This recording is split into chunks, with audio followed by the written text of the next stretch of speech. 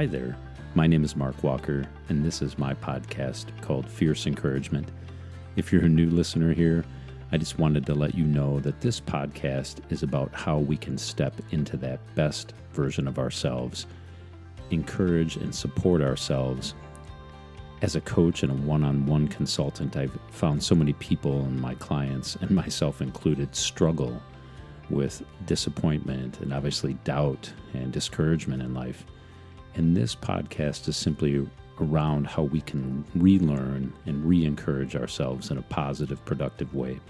Not just to feel good all the time, but to show up when things get tough and imagine and use our imagination to encourage and support ourselves in fundamental ways. On a side note, if you are struggling and want to encourage yourself more, but it just isn't working, and if you want to learn more about what I offer as a coach, please reach out to me. You can find me at mark@markwalkercoach.com, and that's M-A-R-K. I hope you can give yourself permission to soak in the wisdom of this podcast, but also reach out for help if you need it and you want to feel more flourishing in your life. So for this episode today, I'd like to talk about something that I think is really important and a little more in depth, and that is using somatic space to help us visualize positive imagery more and help us literally embody that change that we're seeking in our lives. So again, our bodily experiences kind of make up that somatic space insofar as I'm using it here today. And of course, our mental imagery is key. It is even crucial for our own personal transformation. So to kind of drill down in a little further, what is somatic space? Well, it's that awareness, it's that mindfulness of your own physical body and the sensations it might be experiencing at the moment. Oftentimes we'll kind of sit in meditation and bring awareness to what like the temperature of the room is, what time of day it is, how that energy in our body is. Maybe we're worn out from a long day. Maybe it is at the beginning of a day, so we feel energized. Or maybe we had a poor night of sleep, so we feel that lack of energy and that poor night of sleep kind of coming through. But the awareness, the mindfulness comes from that understanding. And so that somatic space or that somatic awareness, that touching in, if you will, on our body and its sensations and the way we feel in the moment is really key. The importance of this is obviously to be more present with ourselves, right? It's to be with those emotions that might be kind of rising up from the sensations we have. It helps to practice this because it elevates our awareness. And by elevating our awareness moment to moment over long periods of time, this can help us touch in on that emotional quality and even our psychological health at points. So again, that somatic space, that understanding of the sensations our body has is really key. And bringing up that awareness around it can help us alleviate some of those big emotional waves and some of those things that might be challenging us in our world. There's tons and tons of key practices that we can use to develop greater somatic awareness, if you will. Things like yoga or the asanas, the postures of yoga, stretching out the body, really inhabiting the breath. Other things like we've mentioned on the podcast, things like mindfulness meditation, even just dropping into the body for a few breaths is really powerful. Or other things like Tai Chi, and I would even say into some exercise. We can bring more awareness to how our body feels and what the body is kind of enduring through exercise, but oftentimes through like Tai Chi, through Qigong, really inhabiting the body and trying to understand or at least bring awareness to what is going on energetically in our body. So those are some key techniques or practices, things like Tai Chi, things like yoga, things like just a couple minutes of mindfulness, breathing, and then checking in with that energy in the body. And it's not easy to throw this switch. It's definitely a practice. One that we can develop, though, one that I've helped my clients in many cases come to see as a fundamental practice in bringing more awareness and mindfulness into their actions, but also into those states of mind we might kind of find ourselves either ruminating in or things that we're struggling with. Maybe it's just negative self-talk, or perhaps it's something around a project that we just need to continue to attack and take action at.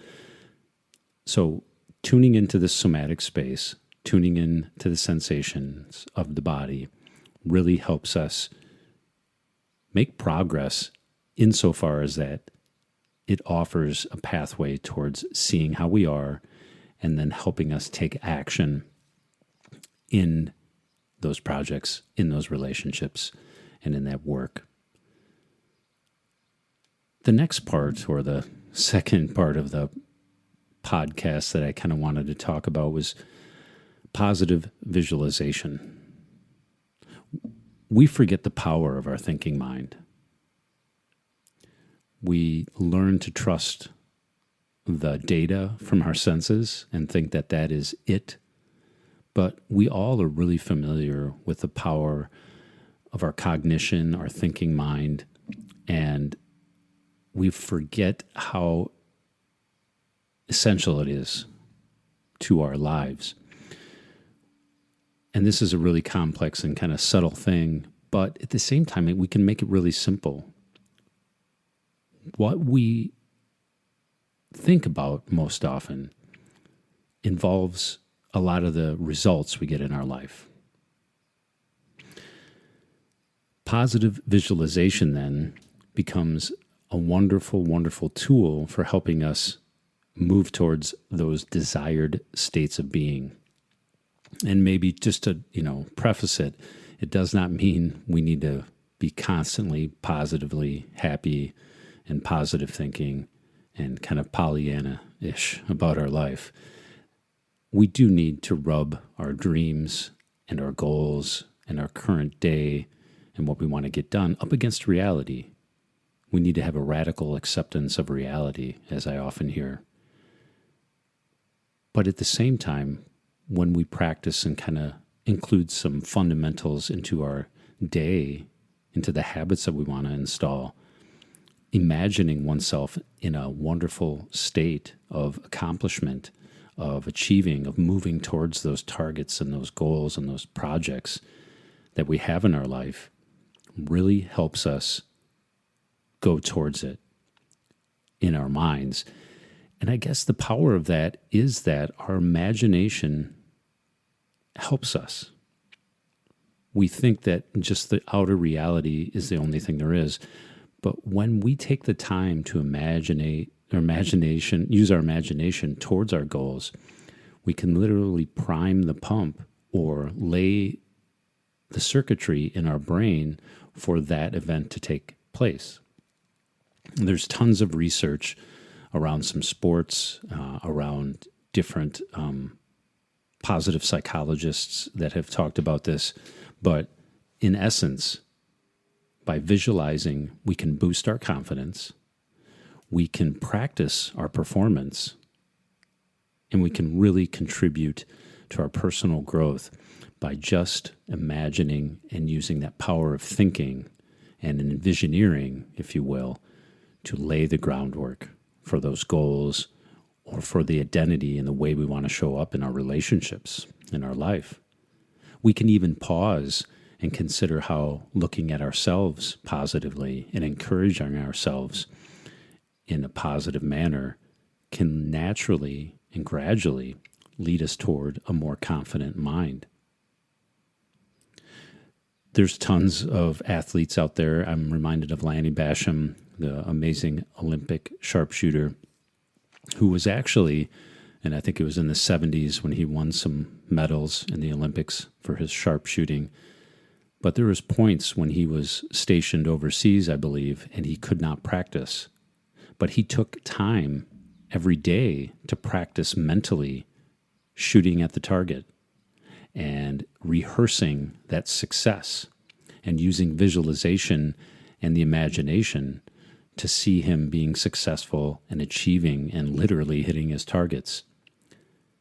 When he came back to competition and had the chance to come back to the range, I believe he won silver medal that year and increased his performance from the previous Olympics. But it's amazing to consider that we can actually practice in our minds with positive visualization and accomplish just as much in the physical world as even if we were not near a shooting range or shooting free throws, or even in our work of those difficult projects and those difficult meetings, and even in our relationships. So I guess I just want to offer simple examples of success that can come via visualization. It's a really important point to bring forth, and it's one that's hard to practice, but at the same time, it's just like a muscle. When we practice that positive visualization more, we can embody those modes of being successful and accomplishing and being effective in our work and in our projects. And to kind of integrate or to combine these two, the somatic space and the positive visualization, there are plenty of techniques that obviously I kind of mentioned before, but we can inhabit just a few calm breaths and bring awareness to how our tension might be sitting in our body, whether it's in the face, in our chest, or down into our lower body. By using this centering and balancing of somatic space and then moving into a positive visualization, it really grounds ourselves into that visualization, and it can increase that vividness and even the deeper impact of that visualization. So I guess it would just be like to throw a question to you as a listener. What would it look like for that big project or that big pain point in your life right now? How could you use this tool of somatic space, of dropping into the moment, even in this moment right now, of taking a deep breath, of relaxing, and then imagining a good outcome or even a great outcome to that difficult issue right now?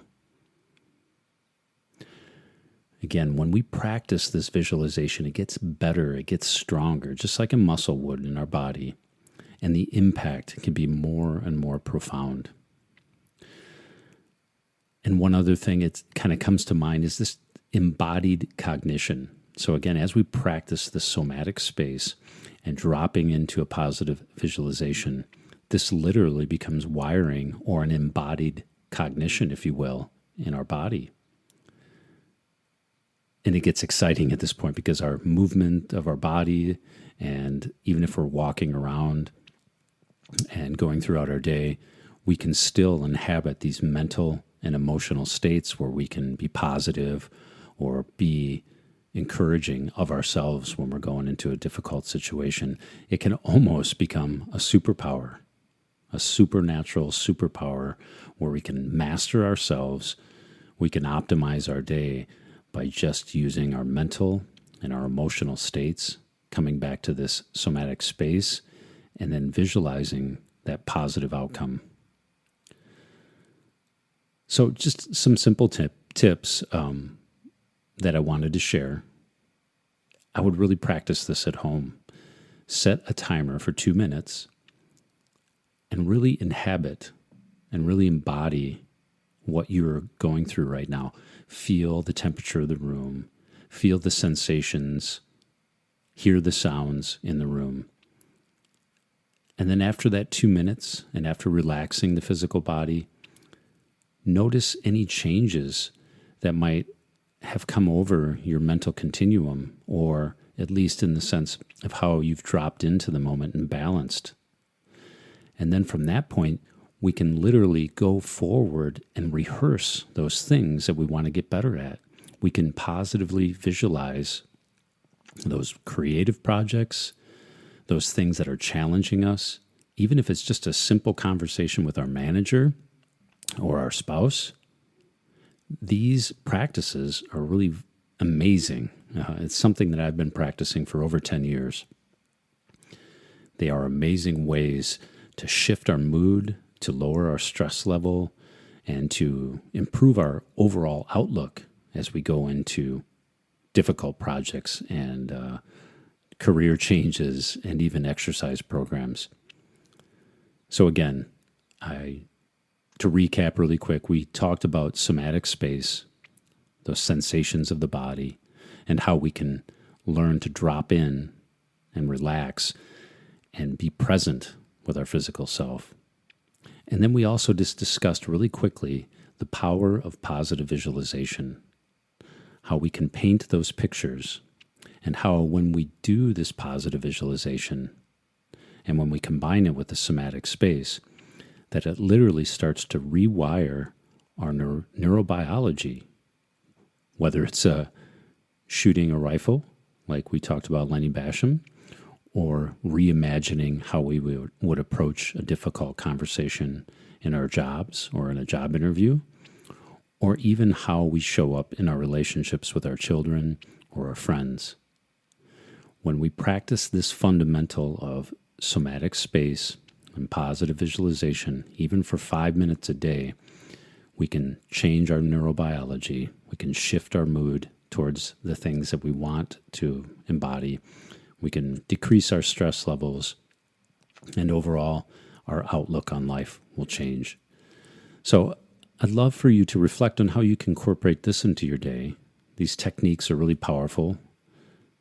The power of the mind is something that we don't explore. Again, we see this sensory information in our world, but we often don't think about the power of our mind, of our thought, and kind of sending that intention out into the world. So I hope this was helpful for you. And just to share an inspiring quote from one of my favorite authors and speakers, Dr. Wayne Dyer, when you change the way you look at things, the things you look at change. I hope you can practice some of these in your day, and I'd love to hear from you as well if this touched a nerve in you, or even if it's something that you want some help with. I'm always here. You can find me at markwalkercoach.com. Again, that's MARK. I would love to hear from you if this episode impacted you, if it was something that seems distant to you, or even if you just wanted to let me know how it resonated with you. I really appreciate to hear from all of you. But thank you very much. Keep practicing with that somatic space, letting the body fall into relaxation, and then using that power of the imagination to direct and groove those neural pathways towards the things you want from life. I appreciate you. I hope you have a wonderful day or evening wherever you're at, and I look forward to hearing from you and catch you next time. Take care. Bye-bye.